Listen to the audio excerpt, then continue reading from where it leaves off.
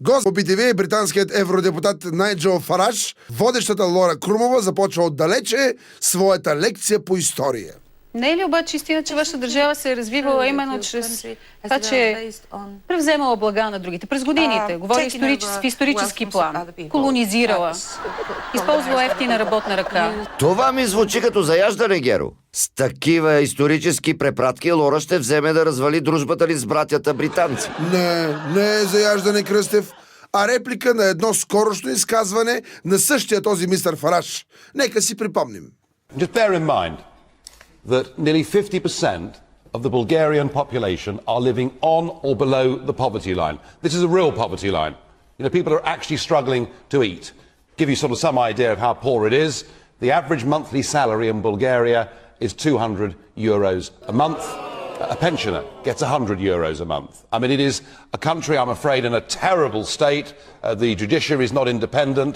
The mafia basically runs the economy. If I was a Bulgarian, I'd be packing my bags now. По този начин Найджел Фараш всъщност оправда опасенията си, че след 1 януари 2014 български емигранти ще атакуват на Талази и на Рояци острова. Човекът просто беше искрен и изрече някои неудобни истини, които ние много добре си ги знаем. Не знам дали беше искрен, но определено с неговия словесен шут британците ни поведоха с 1-0. If I was a Bulgarian, I'd be packing my bags now.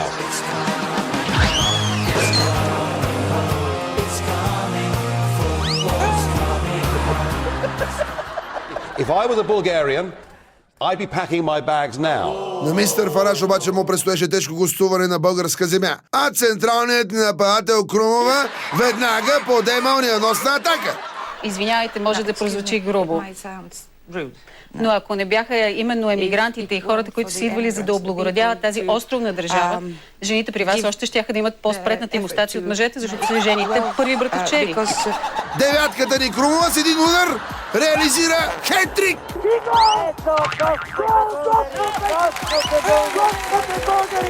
Жените при вас още щяха да имат по-спретната имустация от мъжете, защото са жените първи братовчери.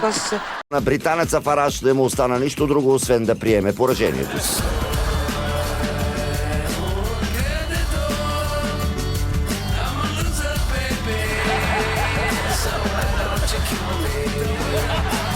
Ако не бяха именно емигрантите и хората, които са идвали за да облагородяват тази островна държава, жените при вас още щяха да имат по-спретната имустация от мъжете, защото са жените първи братовчери.